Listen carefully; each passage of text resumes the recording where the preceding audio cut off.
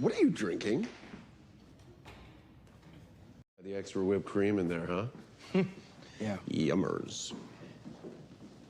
Butter and jellyfish jelly sandwich to help you get to sleep.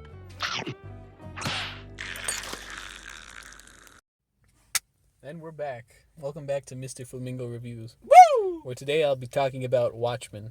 Who watches the Watchmen? That's the slogan. Sorry, everyone. Sorry, Dad. I know you hate this. I do too, to some extent. Written by Alan Moore, the comic book at the very least. I will start first off with a little bit of back history on it.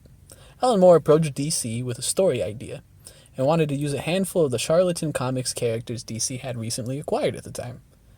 They said no. He could use facsimiles, or basically stand-ins, but not the real deal. Moore did as told. Oh, go on. Justice League episode. Yeah, just like the Justice League episode, where they couldn't use the Justice Society. Moore did as told, though, making a story that introduced us to the world of Rorschach and Night Owl and their fellow people, with the understanding that once Watchmen went out of print, he'd get the rights back. It has never, and will most likely never in Moore's lifetime, go out of print. But that's the deal. The story. The story of Watchmen takes up a world post the banning of masks. Rorschach, one of the only masks left in the world, goes and tries to solve the mystery of the murder of the comedian. The broad strokes of the story are the simple understanding that being a superhero won't cut it in today's world. One of the biggest superheroes, the man known as Ozymandias, or Adrian Veidt, a former mask, understands that through his conversation formerly with his co-worker, the comedian. But what's a mask? A mask is their term in this comic book and in Alan Moore's world that he built in this comic book for superheroes. Sure, superhero is more like the marketed term, but like they call themselves masks. They're effectively just masks. But Ozymandias opts to change the world, causing a cataclysmic event to bond everyone together. Alan Moore's writing screams 1980s fear-mongering, and unfortunately, there's a lot of that as told through the story. B-stories and excessively written essays mixed in really add to that. In terms of the movie counterpart, Zack Snyder, the director, opts to change some of the fear-mongering to pander for today's times, as well as changing the overall ending. Story-wise, in the comic book, Adrian Veidt, or Ozymandias, opts to fake an interdimensional attack, creating genetically modified squid creature. In the movie, however, they take a different route where Ozymandias opts to frame Dr. Manhattan, which is arguably a very interesting take, but no matter what, the results end the same. The world ends its Cold War, as this was set heavily during the Cold War, and they both, Russia and America, come together for the bigger threat. Russia or the Soviet Union? Well, the Soviet Union at the time, the USSR. Soviet Union. Whether You're it be part of the Soviet Union. It's true. Whether it be fearing Dr. Manhattan or fearing an interdimensional attack. But that's enough about the story. I give you the broad strokes. What do you think? Yeah, very, very interesting movie. Or comic? Or comic. It's all effectively the same. Definitely of the... it's a product of its time. It's very much a product of its time. When you saddle it with the other premier comic book that came out at the time, it came out in the same year as The Dark Knight Returns. You understand that while Alan Moore was a pioneer in terms of shifting dynamics, as well as Frank Miller for Dark Knight Returns, they both approached it in very different ways.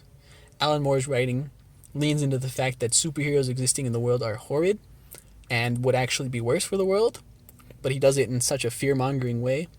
Well, let's say its a counterpart, The Dark Knight Returns, opted to take Batman on a journey where people think they don't need heroes, people think they don't need an inspiration, but it never hurts to have an inspiration, and Batman symbolizes that.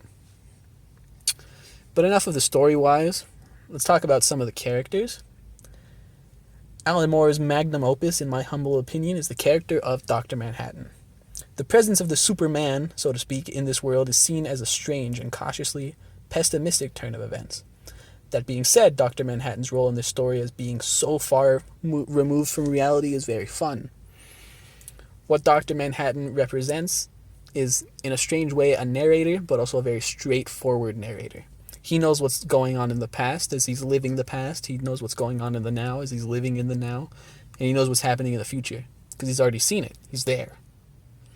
The concept of the character, in my humble Flamingo opinion, is the only character in Watchmen that I would argue is written well enough across both the movie and the comic, because while strange and sometimes weird, the idea of a man being given otherworldly abilities in a world where all the other superheroes are effectively normal men and women is very, very, I want to say, appealing in a way, because if you look at his counterpart in DC Comics, which normally his counterpart is actually Captain Atom, but the way they framed it nowadays is that his counterpart is effectively Superman. Superman may be special as he was the first superhero. Superman, however, is not the only man with superpowers. Dr. Manhattan's role is that of being the only superhuman. It's so sad that Steve Jobs died of ligma. Who's Steve Jobs? Ligma.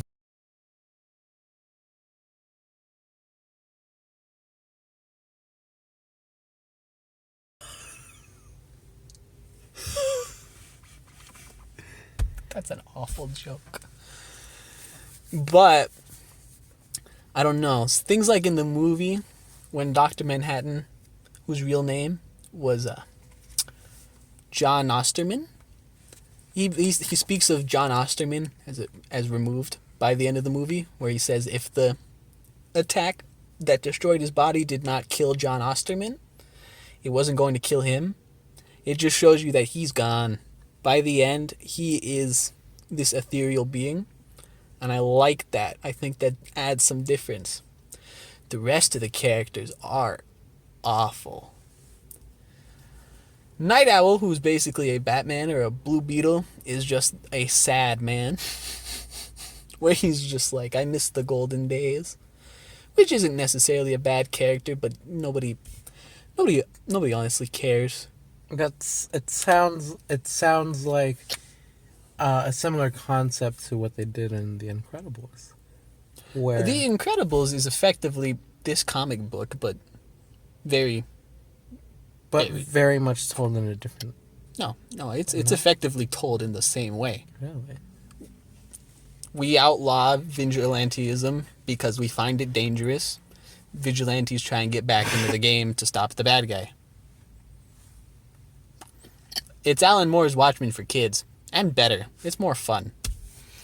My personal problem with this comic book, and in turn this movie, is that what Alan Moore attempted to accomplish in the 80s, while shifting comic books to a darker medium, also ruined a lot of the fun, at least in my humble opinion, because Your humble Flamingo opinion. it's true. The problem is, comic books and superheroes, specifically in nature, are escapism and fun.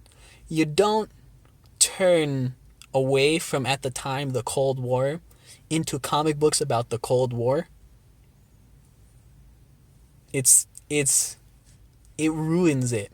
What Alan Moore attempted to accomplish was trying to sell this message that, one, you can't escape reality, which I can understand, but sometimes people just want to, and two, you can't superheroes existing would be horrific for the world, and I can understand the argument, but the beauty of superheroes in the way that they're told, at least in like DC and Marvel, is that they don't exist, but you can look at them for comfort. And what Alan Moore did was try and effectively soil that. I don't know. Thoughts?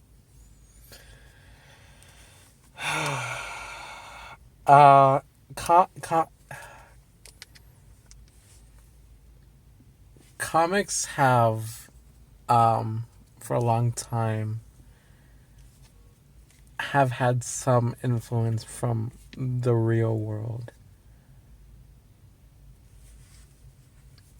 What do you mean? You take a look at like some of the comics from during the World War II era, with Captain America punching Hitler in the jaw, and I think it's not a fine line, but there's still a line between. I think I get what you're getting at, but then like the other thing is with that sort of stuff at the time, just right before that, because he was 1939, was Superman.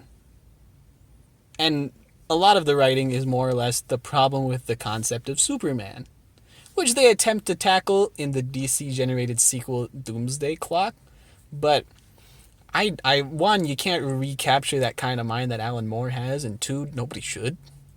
I respect his writing, and he made very big books following, like The Killing Joke was made by this guy.